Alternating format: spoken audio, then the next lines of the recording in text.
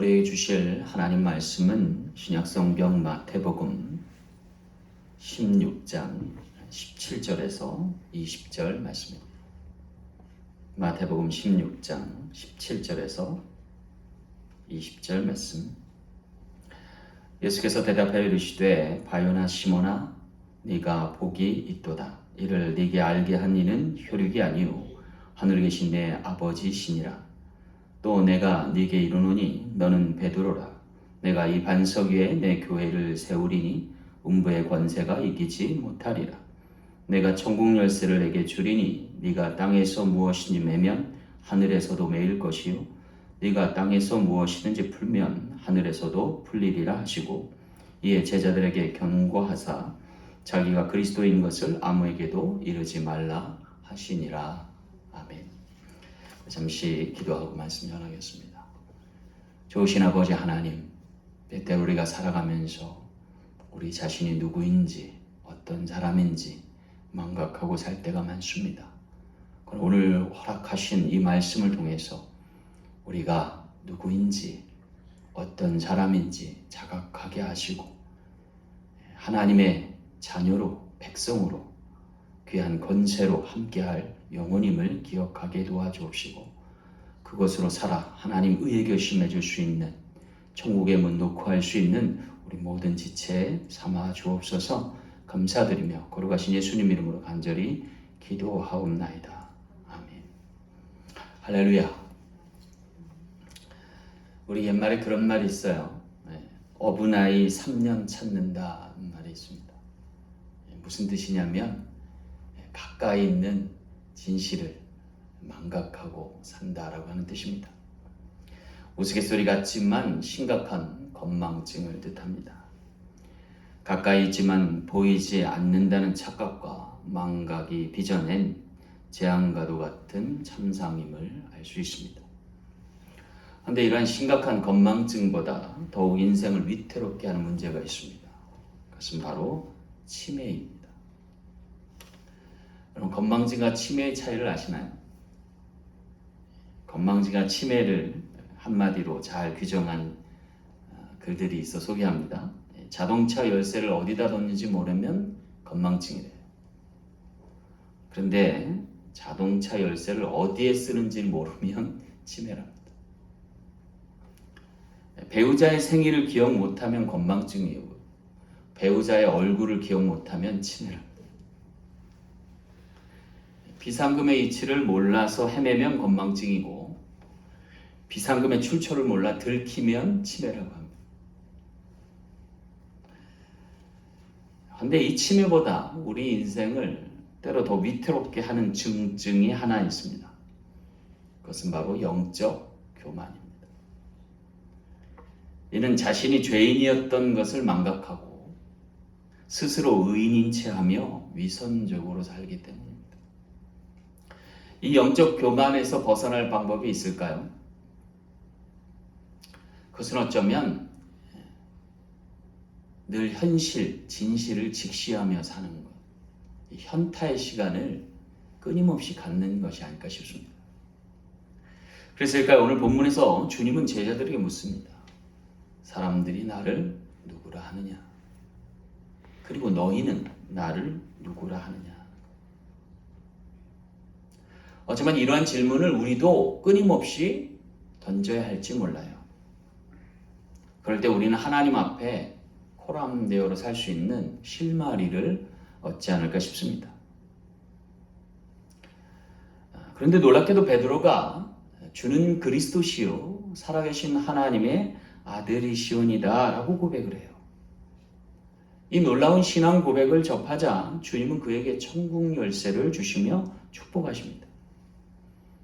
그리고 이 사건을 계기로 베드로는 실제로 유다, 예루살렘의 교회를 설립하게 되고, 그리고 사마리아에 가서 전도하게 되고, 땅끝이라 할 수 있는 로마 백부장에게 복음을 전하는 놀라운 인물이 됩니다. 이것을 증명하듯 사도행전 4장과 8장과 10장에 하나님의 나라가 베드로에 의해서 열려지는 것을 보게 됩니다. 바로 그가 복음의 열쇠, 천국의 열쇠에 키체인저로 등장하는 것을 볼 수 있습니다. 어쩌면 오늘 우리 시간, 우리도 그 믿음의 신앙의 고백 위에 우리의 삶을 열어서 천국의 문을 열어갈 수 있는 저와 여러분 되시길 간절히 소망합니다. 자, 그렇다면 예수께 건네받은 천국의 열쇠는 우리 삶과 인생에 어떤 열쇠들로 작용할까요? 오늘 말씀을 통해서 몇 가지 은혜 나누기 원합니다. 첫 번째 천국 열쇠는 축복의 열쇠가 됩니다. 17절 말씀 보겠습니다. 예수께서 대답하여 이르시되 바요나 시몬아 네가 복이 있도다. 여기 주님께 신앙 고백했던 베드로에게 축복하시는 장면을 볼 수 있습니다. 문제는요, 여기 시몬이라고 하는 베드로에 대한 이름이 언급되는데 그 앞부분에 보면 바요나라고 하는 부분이 있어요.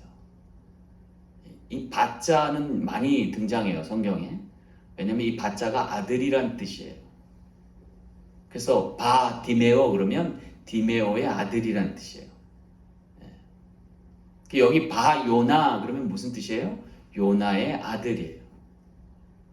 여기 베드로의 본명과 그리고 그의 본이 기록된 거죠. 요나의 아들 시모나라는 뜻이에요. 문제는요, 이 베드로의 아버지가 요나였다라고 하는 사실이에요. 그렇다고 해서 성경의 요나 선지자를 의미하진 않아요. 동명이인입니다. 하지만 우리가 여기서 새겨볼 대목은 베드로, 시몬의 아버지가 요나와 같은 삶을 살았지 모른다는 추측입니다. 이것이 왜 중요할까요? 축복은요, 위로부터 빛들의 아버지로부터 내려올 것이기 때문입니다. 다시 말하면 이 요나 선지자를 우리가 여기서 주목해 볼 필요가 있어서요.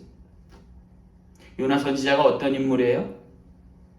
우여곡절 끝에 이방의 복음을 전한 최초의 선교사라 할 수 있습니다.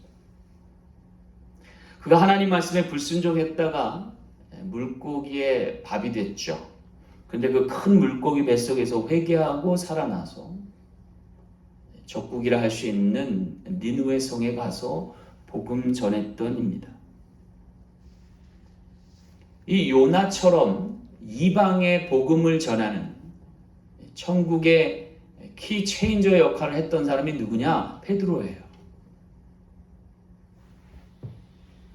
그가 예루살렘 교회와 사마리아와 그리고 로마의 백부장이었던 고넬료에게 복음 전하는 것이 사도행전에 아주 생생하게 기록되어 있습니다. 마치 오늘 19절 말씀의 이름처럼 내가 천국 열쇠를 네게 주리니 네가 땅에서 무엇인지 매면 하늘에서도 매일 것이요 네가 땅에서 무엇인지 풀면 하늘에서도 풀리리라 라는 말씀대로 되는 거죠. 어쩌면 이 모든 것은 위로부터 나리시는 축복의 통로가 될 때 발생하는 신비가 아닐까라는 생각을 해봅니다. 그러고 보면요, 축복의 사람들 하나같이 위로부터 나리시는 은혜를 받았어요.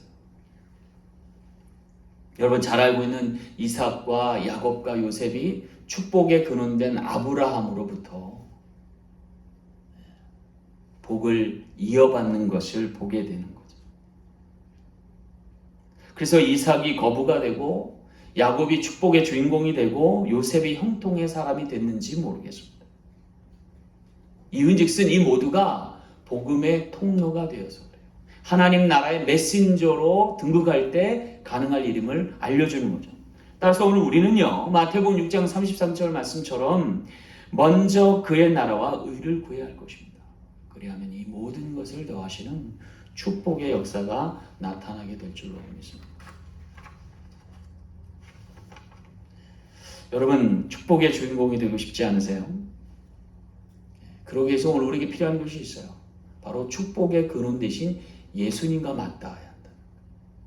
왜냐하면 예수님은요, 아브라함과 다윗의 자손일 뿐 아니라 지극히 높으신 하나님의 아들 되시기 때문에 그 예수님과 맞닿을 때 오늘 우리는요, 하늘에 계신 하나님을 아버지라고 고백할 것이고 그 아버지의 자녀됨의 권세를 누리게 될 줄 믿습니다. 그리고 이 자녀됨의 권세를 생각할 때 잊지 말아야 될 것은 부모들의 씨앗됨을 잊지 말아야 돼요. 누군가 심지 않으면 거둘 것이 없어서. 따라서 오늘 우리는요, 주로 말미암고 주께 영광 돌릴 수 있는 기회 지체되기를 간절히 소망합니다. 부모의 씨앗됨에 대한 예화가 하나 있어요. 여러분 잘 알고 있는 영락교회 아시죠? 이 교회의 초대 담임 목사님이 함경직 목사님이에요. 함경직 목사님께서 교회를 개척하고 부흥하셔서 성전을 지어야겠다라고 생각할 때에 그때 당시에 성도 수가 150명 정도 됐대요. 그래서 이제 성도들에게 광고했대요. 이제 다음 주에 우리가 성전 건축 기공 예배를 드릴 터인데 성전 건축 기공 예배에 참여할 분들은 하나님의 전을 건축하는 데 있어서 10일 양식 먹을 것만 남기고 다 바칠 각오가 된 사람은 나오라는 거예요. 야, 진짜 함경직 목사님이 인자하신 줄 알았는데 대단한 카리스마예요, 그죠? 건축해서 한 150명 돼서 이제 성전 지으려고 하는데 10일 먹을 양식 빼고 다 바칠 각오가 된 사람만 이 성전 건축 기공 예배에 참석하라는 거예요. 아마 우리 교회에 이렇게 말씀 전포하면 몇 명 안 남으실 것 같은데요. 그렇지 않아요, 여러분? 몇 명이나 남았을까요? 150명 성도 중에 53명만 참여했대요. 그래도 대단한 교회예요, 그죠? 열흘 먹을 양식 빼고는 다 바칠 각오 한 사람들만 모여라 했더니 150명 중에 53명이 모인 거예요. 그래서 건축이 시작됐고 오늘날 같은 영락교회가 됐다. 그런데 이 교회 건축 30주년이 돼서 목사님이 사역자들에게 지시를 하나 내렸대요. 뭔 지시를 내렸냐면 그 53명의 자녀들이 지금 어떻게 살고 있는가를 실태를 조사하라는 거예요. 근데 놀랍게도요, 10일 먹을 양식만 남기고 다 바칠 각오로 성전 건축 기공 예배 드렸던 그 자녀들, 후손들이요, 놀랍게도 대한민국의 300대 재벌에 다 들어갔더라고요. 놀랍지 않아요? 실제 일입니다. 여러분, 축복은 언제예요?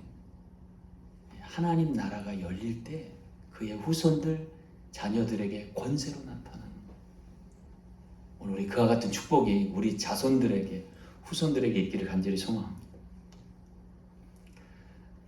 두 번째, 천국의 열쇠는 승리의 열쇠가 됩니다. 오늘 18절 말씀 볼게요. 또 내가 네게 이르노니 너는 베드로라. 내가 이 반석 위에 내 교회를 세우리니 음부의 권세가 이기지 못하리라.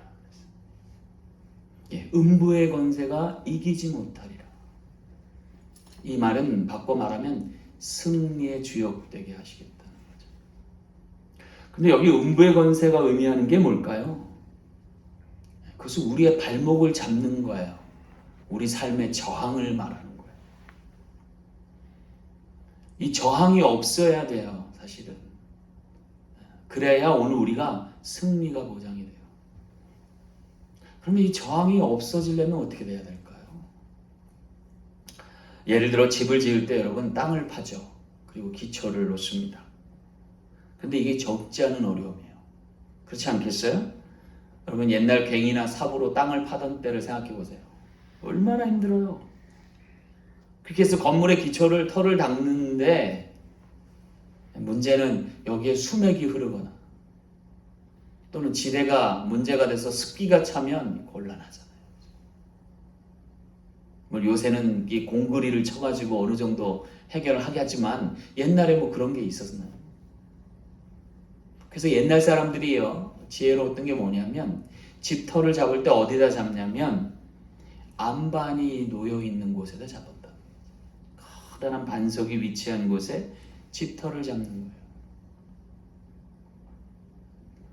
그러면 여러분 얼마나 놀라운 변화가 있냐면요, 여기는 수맥도 흐르지 않고 습기도 차지 않는, 거기다가 단단한 안반이 자리하고 있어서 집의 안정감과 견고함이 남다를 수 있다는 거죠.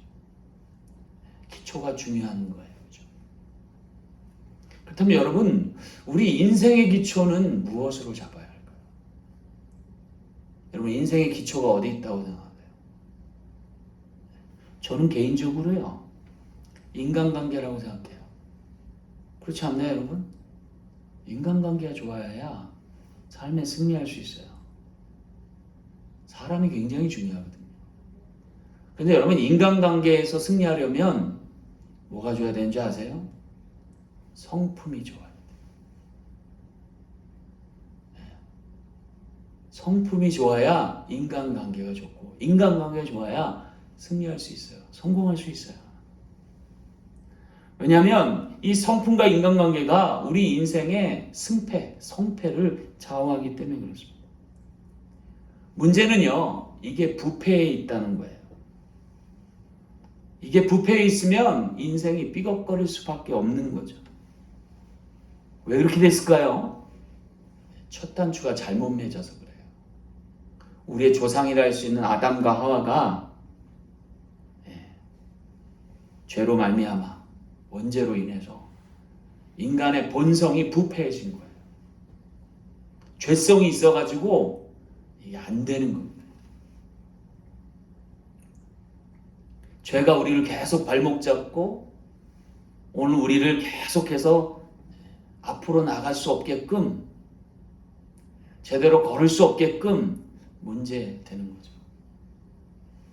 여기서부터 노임받아야 돼요. 그래야 우리 인생이 풀려가는 거예요. 제가 주중에 동영상을 하나 봤는데요. 빈털터리 치과 의사의 인터뷰라는 제목이었어요. 이 한 치과 의사가 인터뷰하는 내용인데, 이 사람이 미국에 와서 대학을 다녔어요. 그리고 나중에 치과 의사가 됐대요. 한 달 수입만 $10,000이래요. 와, 그래가지고 그때부터 휘황찬란하게 인생을 살았나 봐요. 한 달에 $10,000씩 벌면. 차도 아주 BMW로 딱 바꾸고, 옷도 멋진 옷 사고. 그래서 자기가 늘 잘 나갈 줄만 알았대요. 그런데 문제가 된 게 뭐냐면, 학교 다닐 때 사립대학을 다녔나 봐요. 그래갖고 론을 받아서 빚을 졌는데 처음에 한 4억 대더래요. 40만 불 정도. 그런데요, 이 빚이 줄어들지 않는 거예요. 계속 빚이 지고 나중에는 도저히 갚을 능력이 없대요. 지금 자기가 마이너스예요. 다 계산해보니까 마이너스. 근데 이렇게 살다가는 안 되겠더래요. 그래서 얼마 전에 마음을 고쳐먹었대요. 그래서 이제 차도 팔아버리고, 그 다음에 캐시 모아서 조그만 중고차부터 사서 시작하겠다고 결단하는 것을 이렇게 동영상으로 공개적으로 나타내더라고요. 어쩌면 그렇게 다시 시작해야 우리의 인생이 비로소 제대로 되지 않을까라는 생각이에요. 그래서 오늘 우리가 돌이키고 회개하고 결단해서 하나님 믿고 사는 게 얼마나 중요한지 모르겠다는 생각을 해봐요. 그럴 때 이 음부의 권세가 더 이상 우리를 발목 잡지 않게 되지 않을까 싶습니다. 여기 음부의 권세 할 때 권세의 원어적 의미를 보니까 대문이라는 뜻이에요. 대문. 대문이 중요하죠. 옛날 그 성전 또는 어떤 성벽 전투를 보면은요, 승패의 관건이 어디 있냐면 이 성문을 여느냐 못 여느냐의 차이. 그래서 이 성문을 열기 위해서 군사들이 성벽을 타고 올라가는 거예요. 죽을지도 모르는데. 또 가진 전략과 전술을 통해서 트로이 목마처럼 적국을 속여서 그 대문을 열 때 승리가 주어지는 거예요. 문제는요, 이 성문의 빗장, 열쇠를 누가 갖고 있는 거예요? 성주가 갖고 있는 거예요. 그래서 시편 127편 1절에 보면 여호와께서 성을 지키지 아니하시면 파수꾼에 깨어있음이 허사로다 라고. 우리가 기억해야 될 것은요, 우리의 인생의 주인은 우리 자신이 아니에요. 주님이세요. 그것을 우리가 망각하면 안 돼. 우리 인생의 승패는 내게 있지 않다니까요. 주님께 있어요, 여러분. 우리 가정의 열쇠도, 우리 교회의 열쇠도, 이 나라의 열쇠도 사실은 주님에게 있는 거예요. 그래서 오늘 이 베드로의 신앙 고백은 엄청 중요한 거예요. 주는 그리스도시요, 살아계신 하나님의 아들이시요. 오늘 우리가 인생의 주인 되신 주님께 내 인생을 맡겨야 우리의 삶이 바뀌는 거예요. 인생이 바뀌는 거예요. 여러분, 어떻게 믿을 수 없는 나로 인생의 기반을 잡고 살아갈 수 있어요? 여러분, 내가 나를 모르잖아요. 여러분 자신을 믿을 수 있어요? 믿을만 하세요? 그렇다면 착각이죠, 여러분. 오직 믿을 이는 믿으신 하나님의 아들 뿐이세요. 그것이 중요해요. 그래야 삶이 바뀌는 거예요. 나로 기반한 삶이 아니라 주로 말미암는 삶 살 수 있는 저와 여러분 되시길 간절히 소망합니다. 그럴 때 여러분 믿고 사는 인생이 되는 거예요. 여러분 사람 믿을 수 없죠. 사람은 믿을 수 없어요. 그래서 주님을 믿고 사는 거예요. 그러면요 그 사람을 사랑하게 돼요. 그래서 살아가게 되는 거죠. 요사이 코로나 바이러스 때문에 우리가 어떻게 힘들어요? 왜 힘들어요? 도대체 믿어야 하는데, 믿고 살아야 되는데 믿고 살 수가 없는 거잖아요. 그죠? 그러니 천국 문이 닫히고 일상이 지옥되는 거 아니겠습니까? 반면에 오늘 우리가 믿고 살 수만 있다면 놀라운 변화가 우리 삶에 임하게 될 줄 믿습니다. 지금 각국에서 백신 찾느라고 난리예요. 전 국민이 백신을 맞고 집단 면역이 형성되면 우리가 일상이 회복될 겁니다. 그렇게 믿고 사는 사회가 될 때에 일상의 축복이 천국과도 같은 일상으로 바뀌어질 줄 믿습니다. 마찬가지로 오늘 우리도요, 모두가 주님 믿고 살면 사실 코로나 바이러스도 안 왔을 거예요. 모든 나라가, 모든 사람이 주님 믿고 살면 그야말로 천국이 도래할 것입니다. 우리가 그러한 승리하는 인생 살 수 있는 여러분 되시길 간절히 소망합니다. 마지막 세 번째 천국의 열쇠는 구원의 열쇠됩니다. 19절 말씀 보겠습니다. 내가 천국 열쇠를 네게 주리니 네가 땅에서 무엇이든지 매면 하늘에서도 매일 것이요 네가 땅에서 무엇이든지 풀면 하늘에서도 풀리리라. 여러분 이 말씀이 의미하는 바가 뭐예요? 신과 함께 살아야 한다. 신과 함께 살려면 신통해야 돼요. 신통해야 방통한 거예요. 다른 말로 말하면 하나님과 소통해야 한다는 거죠. 근데 하나님이 보이지도 않으세요. 어디 계신지도 모르겠어요. 그럼 어떻게 하나님하고 소통하고 살아요? 그래서 오늘 우리에게 주신 이가 바로 예수 그리스도이시다. 하나님과 소통할 수 있는 유일한 창구 되신 예수님을 얘기합니다. 여러분 하나님과 소통이 결여되면 어떻게 될까요? 인생이 끈떨어진 연과 같이 됩니다. 굉장한 위기입니다. 그죠? 여러분 소통이 얼마나 중요한지를 알려주는 기사를 하나 내가 보게 됐어요. 스페인의 남동부에 알리칸데라라는 신도시가 있대요. 여기 47층짜리 유럽의 초고층 아파트가 세워졌는데요. 문제가 된 건 뭐냐면 21층부터 꼭대기 47층까지 엘리베이터가 없대요. 여러분 한번 상상이 되세요?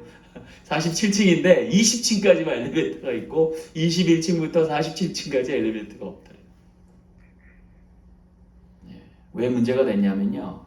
원래는 이 아파트가 21층만 짓게 돼 있었대요. 설계를 그렇게 한 건데 무슨 이유에서인지 이 설계를 변경하게 됐대요. 그런데 변경될 때 문제가 엘리베이터의 위치가 적시되지 않은 거예요. 그래서 시공사가 이것을 그대로 지어서 엘리베이터 없이 21층부터 47층까지 지은 거예요. 나중에 다 짓고 보니까 엘리베이터가 없더래요. 끔찍하지 않아요? 제가 예전에 신혼 집이 19층이었어요. 아파트 꼭대기층. 근데 하루는 전기가 나가서 거길 걸어 올라간 적이 있거든요. 아, 죽는 줄 알았어요. 19층까지. 다리가 완전히 풀리더라고요. 여러분 47층까지 21층부터 걸어 올라간다고 생각해 보세요. 그 인생이 얼마나 힘든 인생이 될까요? 근데 여러분 혹시 오늘 우리가 그렇게 살진 않아요? 천국문 연답시고 버겁게 그렇게 오르막 올라가지 않는지 생각해 볼만. 여러분 이 우스갯소리 같은 이것이 현실에 있었다니까요. 그리고 우리 삶에도 때때로 나타난다니까요. 여러분 나들이 가려고 오랜만에 다 준비하고 차에 탑승했는데 차 키를 놓고 온 적이 있잖아요. 손님 맞이하려고 갖가지 음식을 다 마련했는데 밥통에 밥 눌러주지 않아가지고 안 된 적이 있잖아요. 모처럼 해외여행 가려고 공항까지 나갔는데 여권 안 들고 온 적이 있잖아요. 그죠? 근데 여러분 진짜 문제가 뭔지 아세요? 내가 천국 가려고 부단히 신앙생활 했는데 천국문 앞에서 주님이 나를 모른다는 거.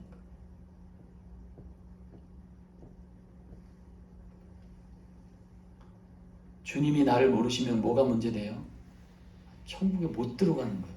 왜냐하면 천국은 하나님의 나라, 예수님의 소유이기 때문에 그렇습니다. 따라서 오늘 우리는요, 주님과 소통해야 돼요. 주님과 소통해야 돼요. 그래야 하나님과 소통할 수 있고 천국 문을 열 수 있어요. 그럼 여러분, 주님과 어떻게 해야 소통하며 사는 걸까요? 간단한 방법 하나 있어요. 주님께 사인받고 인생을 살아가시면 돼요.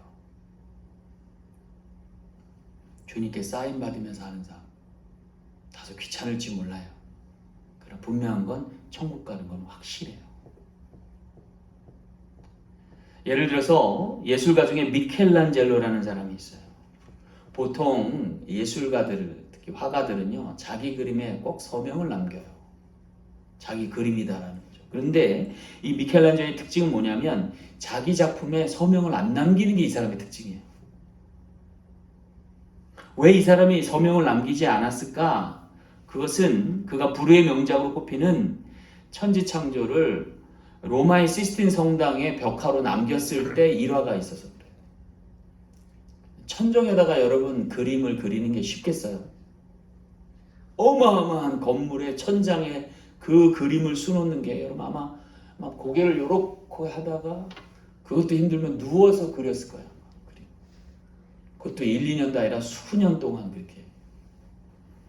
그가 그렇게 힘들고 어렵게 작품을 다 완성했대요. 많은 피로와 고통이 몰려오는 그림을 다 마치고 나서 성당 밖으로 나가는데 놀랍게도 아침 해가 찬란하게 비춰오는 거예요. 그러면서 만물이 아름답게 쫙 드리워지는 광경을 본 거예요. 그때 그가 깨달았대요. 이처럼 아름다운 자연을 창조하고도 그 어디에도 서명을 남기지 않는 하나님이신데 내가 뭐라고 요 그림 그렸다고 거기다 서명을 남기나. 그래서 미켈란젤로는요, 그 이후로 자신의 작품에 서명을 남기지 않았다. 여러분 오늘 우리 인생도 그와 같지 않을까요? 오늘 우리가 하나님께 사인받고 살아야 되지요. 내가 사인한들 그게 무슨 대단한 것이 되겠습니까? 진정한 구원은요, 내가 그리스도의 사인이 되는 거예요. 크리스찬으로 살아가는 거. 나 이름을 내세우는 게 아니라 주님의 이름만을 높이며 사는 거. 나는 없어지고 주님만 이름만 남을 때, 진정한 그리스도인이 될 때, 오늘 우리 인생은 구원받은 인생이 된 줄로 믿습니다. 주는 그리스도시요 살아계신 하나님의 아들임을 천명하며 사는 승리의 인생, 구원의 인생 되시는 우리 모두 되시길 간절히 소망합니다. 말씀을 맺겠습니다. 오늘 주는 그리스도시요 살아계신 하나님의 아들이라 라고 고백이 된 장소를 성경은 가이사야 빌립보라고 소개하고 있습니다. 제가 성지 순례할 때 이곳을 방문한 적이 있었거든요. 저는 처음에 이것이 예루살렘 근방인 줄 거라고 생각을 했어요. 근데 놀랍게도 그것은 갈릴리 북쪽에 있는 헬몬산 자락이 보이는 단이라고 하는 곳이에요. 단이 어디냐면 이스라엘의 북쪽 경계를 나타내는데 단부터 아래 부엘세바까지의 경계 지역입니다. 이스라엘 북쪽에 요단강의 근원지라 할 수 있는 겁니다. 이것에 로마가 전략적인 거점으로 신도시를 만든 거죠. 이곳의 영험함과 또 로마 정부의 전략적 거점에 의해서 이곳에는 많은 신전들이 들어섰대요. 만신전이 있어요. 뿐만 아니라 여기는 로마의 행정 도시로서의 건물들이 있었을 것이고 여기에다가 로마 정부는 황제 숭배를 강요했던 것이죠. 이곳에서 예수님이 사람들이 나를 누구라 하는지 그리고 제자들이 자신을 누구라고 여기는지를 물어보신 건 굉장히 의미심장한 거예요. 왜냐하면 그것이 그의 신앙을 결정하고 그들의 운명을 결정할 것이기 때문이다. 어쩌면 많은 이민자들이 이곳에 모여서 삶을 꾸려가는 이 미국 한복판, 여기서 오늘 우리가 어떤 신앙의 고백을 하는지가 어쩌면 우리 인생의 승패를 결정지을지도 모르겠다는 생각이 들어요. 사람들이 나를 누구라 할지 중요하지 않겠어요? 그러나 그보다 더 중요한 것은 주님이 우리를 누구라 하는지가 중요하겠죠. 교회도 마찬가지라는 생각이 들어요. 사람들이 우리 교회를 뭐라 할지가 중요하지 않겠어요? 그보다 더 중요한 것은 하나님이 우리 교회를 무엇이라 얘기하는 게 중요하지 않겠냐는 거. 제가 한번 생각해 봤어요. 한마음 되지 못하던 교회가 서로 사랑하는 교회 되겠다고 하는데 사람들이 뭐라 할지, 주님은 뭐라 하실지 굉장히 두려운 생각이 들어요. 교회 개척한 지 1년이 돼가는 두렵고 떨리는 가운데 부활하신 주님이 베드로를 찾아오셔서 질문하셨던 게 생각이 났어요. 요한의 아들 시몬아, 네가 다른 사람들보다 나를 더 사랑하느냐? 그때 2번이나 베드로가 머뭇거려요. 그리고 나서 마지못해 베드로가 답합니다. 내가 주를 사랑하는 줄 주께서 아시나니. 우리 사랑 장로교회가 이제는 서로 사랑하기를 맞이 않아야 할 줄로 믿습니다. 거듭하여 물으시는 주님에게 3번이라도 답해야 할 것입니다. 그럴 때 주님은 3번이나 내 양을 먹이라 말씀하셨습니다. 아무쪼록 우리 사랑 장로교회가 주는 그리스도시요 살아계신 하나님의 아들이라는 고백 속에서 천국의 관문이 될 수 있는 귀한 재단 교회 되길 간절히 소망합니다. 기도하겠습니다.